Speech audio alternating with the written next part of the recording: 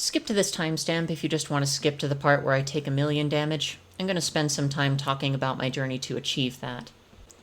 I've seen a lot of wizards trying to obtain the badges granted for healing 1,000,000 health, or dealing 1,000,000 damage. These badges being 1 in 1,000,000 and Elixir Vitae, respectively. Sometimes people like to do both at once, but I'm sick of hearing about it.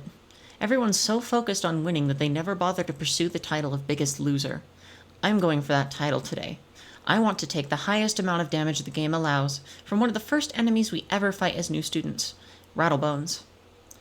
This is 1 in 1,000,000th. My quest not to deal maximum damage, but to receive it.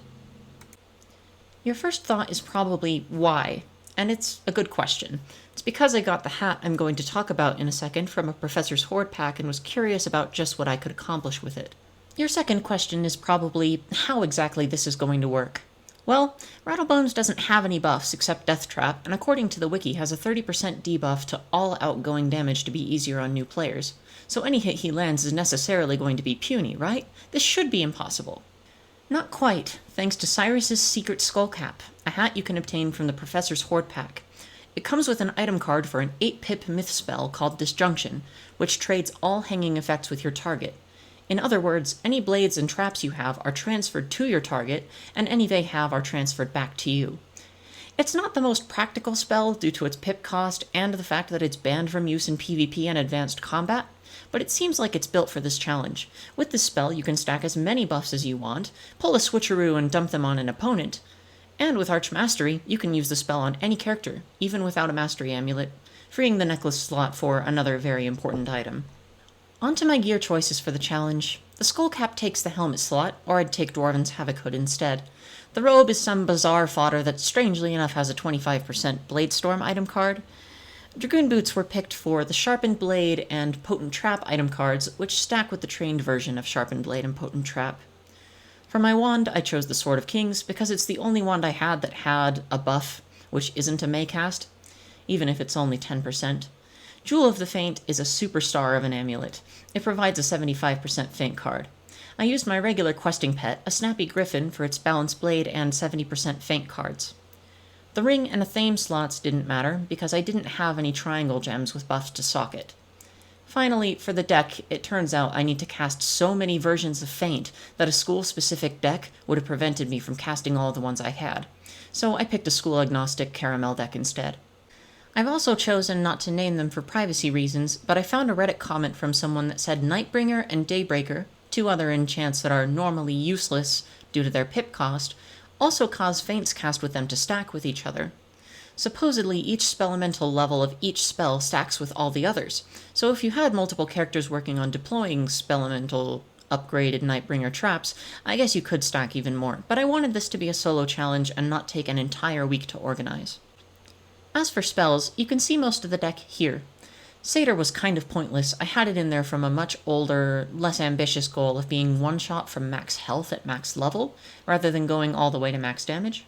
I never recorded that one because I didn't feel like it was worth it. Something to note is that my full set gave me 28% max resist, which would have been a problem. I mitigated this with 2 Dragonlance treasure cards, one with a value of 20% and one for 10%. I also have this spreadsheet for every card I'm supposed to use, which is supposed to help me keep track of what I've used by highlighting cells green after I cast them. Red means I locked myself out. I only realized at the end of this run that Dark Pact wasn't viable, because it would waste all my blades, and I accidentally used my item card for Sharpened Blade on a Bladestorm early on, locking myself out of the item card Sharpened Balance Blade. If you're curious about the treasure cards I used, just refer to this. I can't be bothered to put them all back in my deck. There's a good deal of RNG involved too, which makes the execution so much less straightforward than I thought.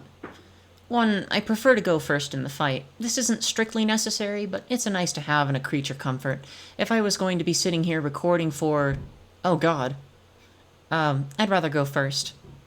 Secondly, I need to make sure that my wand hit shows up in my beginning hand so I can kill the minion without wasting blades. Important because we don't want the minion breaking all the traps. Third, even with the massive number of cards I brought, I had to be lucky enough to never get soft-locked and become unable to cast any buffs without discarding. Every buff counts. This is why I decided to use all of my trained spells before dipping into treasure cards, so nothing gets wasted. Finally, after casting literally everything, I have to pray that Rattlebones doesn't end the run by casting Scarab.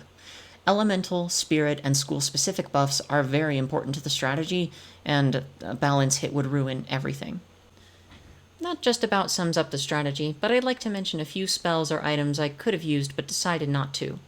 First, any bubble because I can't predict which damage type he's going to deal. Dark Pact TCs because they'd use my blades unless it was the first buff I cast. With the size of my deck, getting the right RNG for that would have been hell. The Balance Prism, because as far as I know it's only available as an item card from amulets, and I'd rather use Duel of the Faint instead. Plus, it wouldn't affect blades, so it would be kind of pointless. Finally, the Dragon Lance from the Wallaroo Balance deck, because I have to pack 5 Trained Feints and the max copies for that deck is only 4. Anyway, here's the entire run sped up 40 times until after I cast Disjunction. That spell took long enough on its own for me to take a quick bathroom break while waiting for the spell to even finish casting. If I ever try to set the record for longest turn ever, Disjunction is at the top of my list of ideas.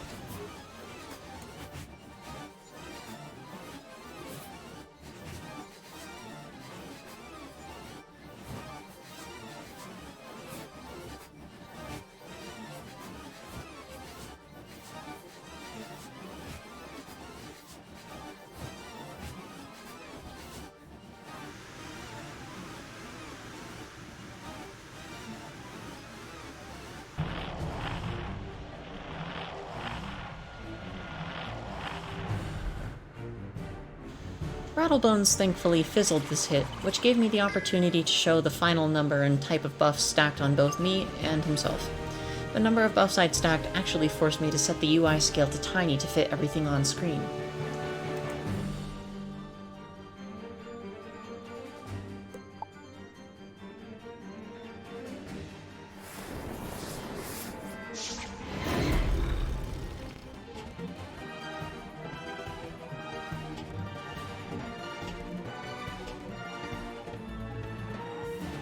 If the amount of damage a hit deals exceeds 2 million, it displays the damage total as 1 million exactly, which will confirm whether I've done it.